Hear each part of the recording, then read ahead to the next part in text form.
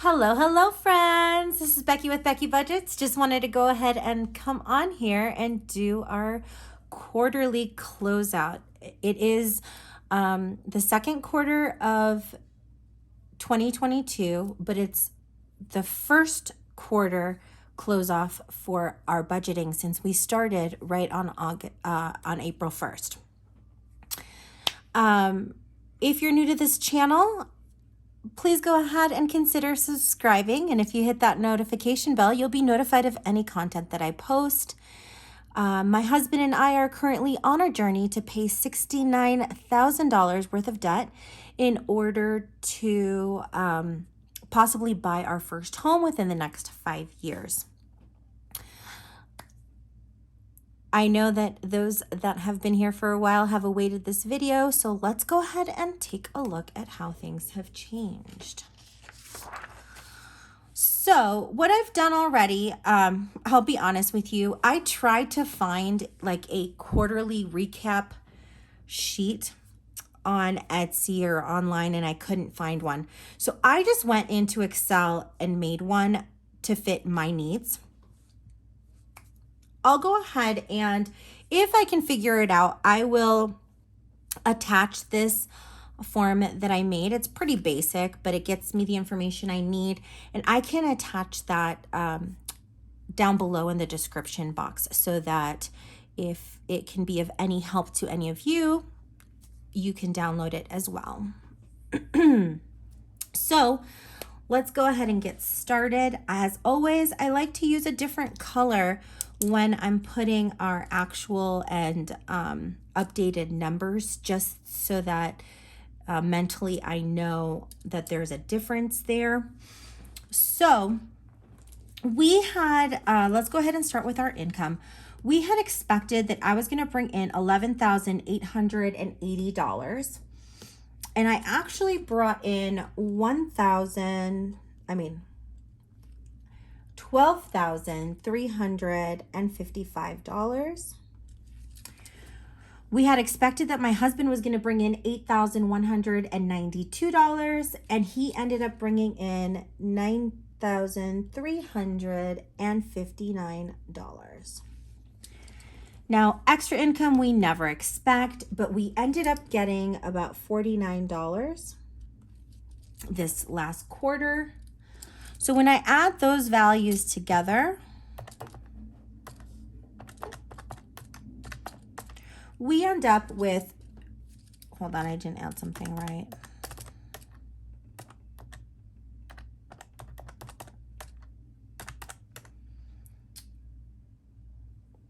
That's so off. 12355 plus 9359 plus 49 equals, that would equal $21,763.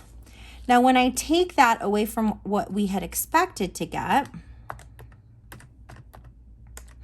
we ended up bringing in, and I'm going to use green for positive, we ended up bringing in $1,691 extra. Now, here's where a lot of the differences will show up. When we started and I had done my debt confession, these were the totals of all of our credit cards. Since then, we have paid off our Best Buy, which was our first snowball debt. The Dell is sitting at $2,554.18. If you're wondering where I'm getting these totals, it's from our June closeout amounts on the first page of the budget closeout as part of the Budget Mom Budget by Paycheck workbook. Capital One is currently sitting at $1,134.90. Our slate is sitting at $3,731.71. The Chase Freedom is at $4,908.42. My husband's Barclay was closed with the consolidation loan. My Barclay was closed because of the consolidation loan. Now, in the next quarter, you're going to see that things shift a little bit because we did do a debt transfer between the Dell and my Barclay. So these are all the actual values through the 30th of June, and that transfer should take place within the next week. So just beware that that's going to be changing. The Chase Southwest is currently at $6,455.31. The Discover card was closed with a consolidation. The Venture One card was closed with consolidation.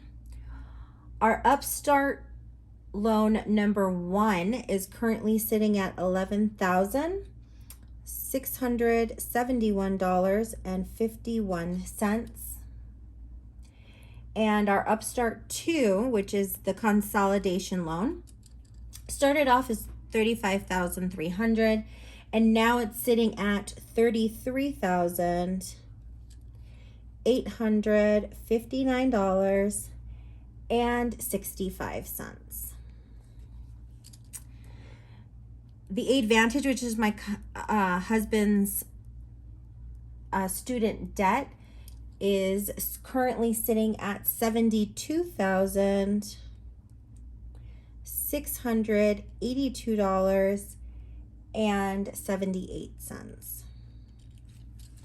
So when I add these values together, which we have this total off of the June closeout, we end up with $136,998.46.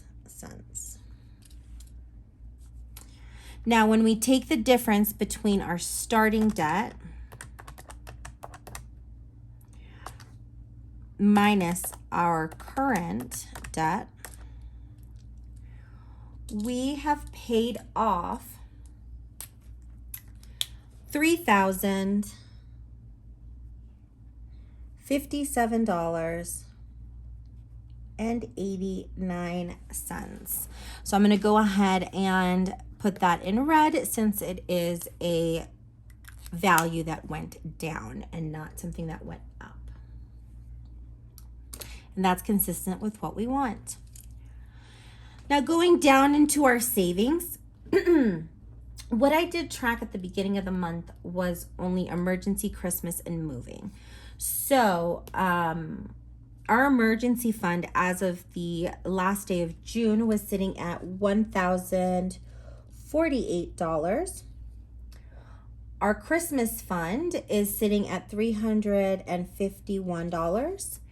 And our moving fund is sitting at $251 because I did take $100 out during the month, which I still owe it. Now, when I add those values together, we end up with $1,650. And when I take the difference between what we started with, we have had an increase of $668 in savings. So that is consistent with it being a positive number. Perfect.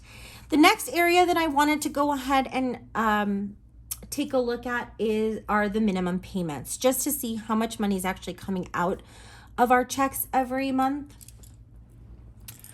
When we close the Best Buy, we no longer have a minimum payment for that. The Dell was $93 at the beginning of April, and it's currently $83. Capital One is currently at $30. The Chase Slate went slightly up to $88. Chase Freedom is currently at $115. My husband's Barclay was closed, so nothing is due. My Barclay was closed, so we haven't been doing minimum payments on that.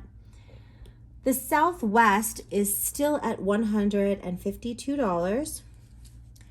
Discover was closed, so that doesn't have anything. Venture One was also closed. Our Upstart has stayed the same. We currently still have 14 more payments to make on that. Well, today's the 2nd, so it's actually 13 more payments. Our Upstart number 2, which is our consolidation loan, that now gets $711.04. And as of this month, Advantage has gone down to $95.68. Now that will be going up in August, so we'll see an increase for our next quarterly payment or closeout. So currently we're paying, let's count these up.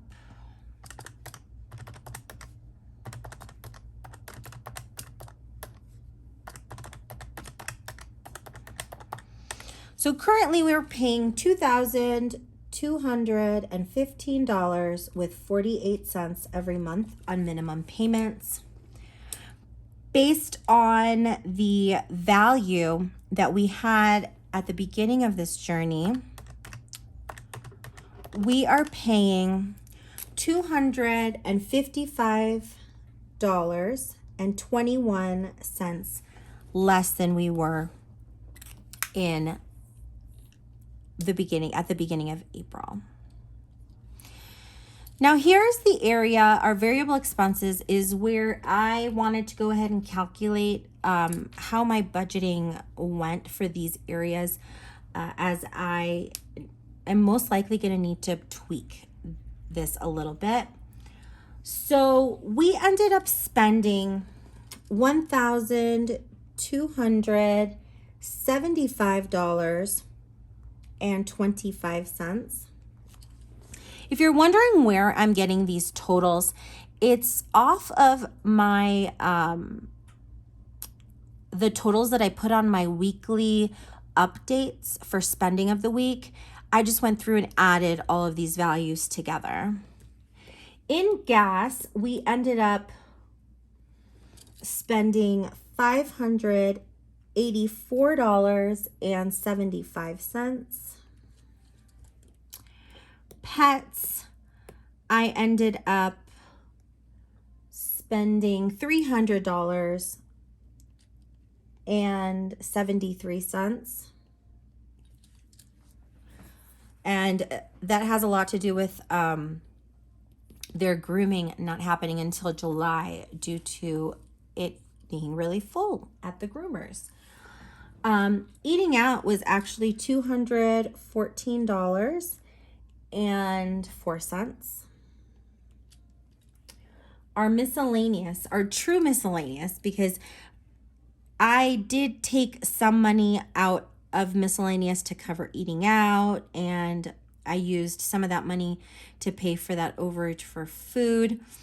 So our true miscellaneous was actually at $142.62. And as you all know, I am keeping a keen eye on our unbudgeted expenses.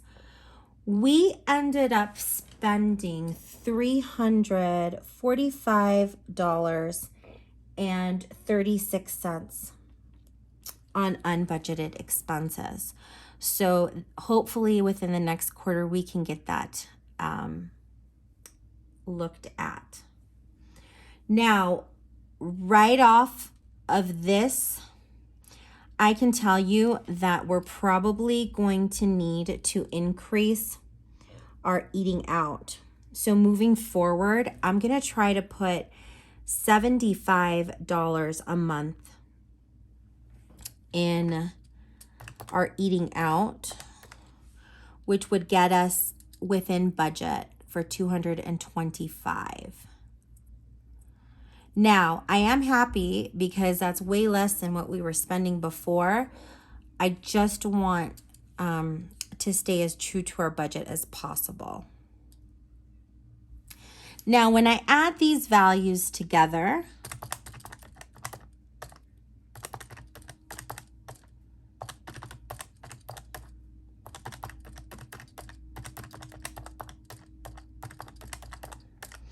we ended up spending an actual amount on variable expenses of $2,862.75.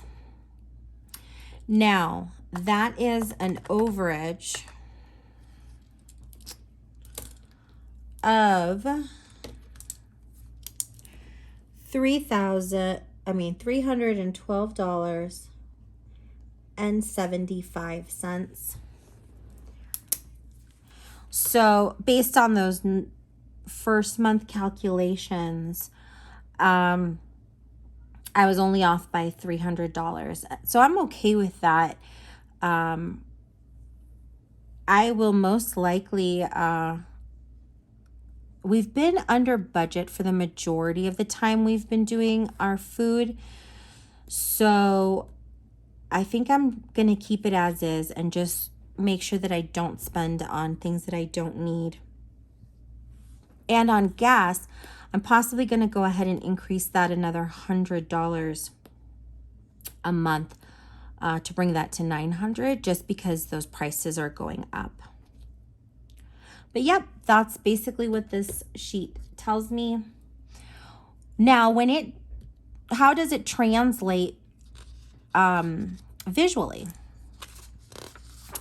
That's what I use this yearly balance overview in the budget mom's paycheck by budget workbook.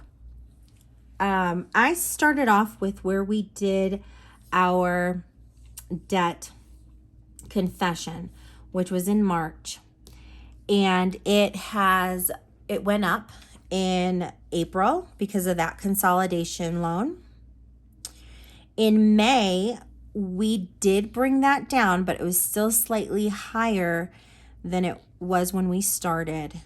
And then finally, in the month of June, we were able to bring that down lower than what we owed when we started. So hopefully after this initial increase, the rest of our debt journey will just keep swaying down. But these visual trackers help me just make sure that we're staying on track.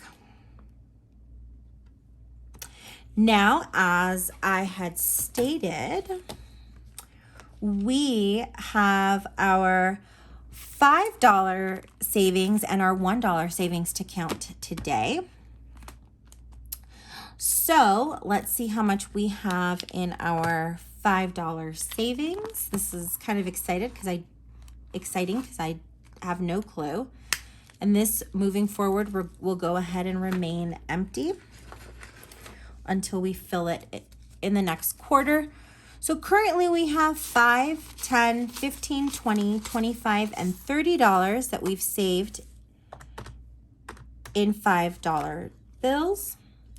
Now, I calculate these off of any fives and singles that are left in our grocery budget. And if we get to a point where there's anything left in our variable envelopes for the month, I take any fives and singles out of there, but we have not gotten to that point yet. So here are the dollar bills that were saved. This one feels like a bigger pack. So let me set this aside. So our singles are currently sitting at, and that one was out of order. So it's currently sitting at 1, 2, 3, 4, 5, 6, 7, 8, 9, 10, 11, 12, 13, 14, 15, 16, 17, 18, and 19. So when we add that, we ended up spending or saving $49 without even realizing it during the month or during this quarter, which is absolutely amazing. Now, what I'm tempted to do, my husband's actually going with me to Chicago for my husband and my dad. My dad wants to go back to Chicago since he hasn't been there since he moved out to Colorado. But I'm tempted to put this into our Chicago savings just because we are kind of running behind and it is not one of our high priority savings accounts. Yeah, I think that's what I'm going to do. So I'm going to go ahead and add these $49 into my Chicago savings fund. I'm going to try to consolidate some debt. I like them with the bigger ones up front. And there's a single in here. Perfect. So I'm going to try to consolidate some of these bills just because it bulks up the binder. But let's take a look to see how much I have in my Chicago savings now. So we've got 20, 25, 30, 35, 40, 45, 50, 51, 2, 3, 4, 5, 6, 7, 8, 9, 60, 61, 2, 3, 4, 5, 6, 7, 8, 9, and 70. So we have $70 in our Chicago savings, which I'm excited about. And maybe next quarter I'll try to put the money in there. Now, if I weren't having that, I would probably just put it towards our snowball debt. I'm just a little worried that I'm not going to be able to fill enough money in there by the time I go to Chicago for my high school reunion. Now, I did want to go ahead and go over an update with all of you. Now that we closed out the quarter, what to expect within the next quarter. So, as you all know, we had gotten our renewal for our apartment complex, and they want to increase our monthly rent by $488, which is a 24% increase. Now, my husband and I did go out to look at other units, and the housing market and the rental properties here in Colorado are astronomical, especially in the Denver metro area. So we did find a couple units that we liked. We even considered going down to a studio apartment, and that would entail a whole ton, even though it was less rent during the year, it entailed a whole ton of tacked on fees. They wanted about $2,000 per dog for incidentals, plus like $50 rent on the dogs. They also wanted us to pay first and last month's rent. They aren't currently running any deals, even though our credit scores are high. They're not running any deals on, move-in bonuses because everyone is out looking for houses. I went ahead and had a deep conversation with my dad. We toyed with the idea of us moving in with my dad to save on debt. But after we thought about it more, my dogs do not get along with my dad's wife's dog. He isn't fixed and ours are, so it leads to a lot of issues between us. We don't even take our dogs to my dad's house when their dog is there, just because it's not, they just don't get along. So after knocking that idea, Currently, we live about 1 mile away from my dad. And I'm here and close in case he or his wife need anything. And he didn't really want us moving too far away. So he has graciously offered to pay us our overage month to month in order for us to stay here at our current home and bulk up the moving savings. So he went ahead and asked that we go ahead and renew our lease for 14 months. And he will be giving us that overage. We are hoping that we're not going to need to use that. Obviously, he's going over and beyond to help us. And any overage that he pays us that we can, in fact, take care of on our own, we will go ahead and put into a savings account separately so that we can repay him for this. Now, overall, if you look at it, it'll be, let's round up to $500. If we add that by 14, we're looking at about $7,000. So we're hoping, not that he's wanting us to repay it, but there is a little bit of guilt there that we are going to need his support within the next year. So we do want to at least try and repay a part of this while we still stay here. Now, you will notice that I am going to have a steady extra income come in starting in September, because I guess it'll be prorated in August, and then in September it'll be the set rate. And you'll be seeing that as extra income on my monthly budgets.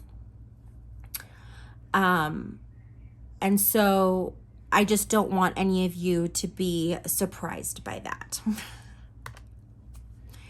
Obviously, I am extremely blessed to have the father that I have in my life. He's absolutely amazing and helps both me and my brother in any way, shape, or form he can. And hopefully we can get into a more secure spot by the next year. Our plan is to continue saving into that moving savings account, and then any overage that we have from Christmas, we're going to transfer over to that moving savings account as well, just to get us into a better situation. Obviously, we have a lot of factors playing against us. We have moving in August, which is one of the highest rental months in Colorado, and hopefully with a 14-month lease, that'll put us into October when things have calmed down a bit. Sorry that was so long-winded, but I did want to go over all of these changes because they are going to affect our budget within the next quarter, and I just want you to be aware of them. As I said, that form that I kind of, this form right here that I kind of made because I didn't find anything that would help, I will try to find a way to link that in the description box if it will be helpful to any of you. Thank you so very much to all of you who have stayed along and taken time out of your day to watch this content. I love each and every one of you, and I'll be back tomorrow with our July week 2 budget, and take care. I'll see you tomorrow. Bye.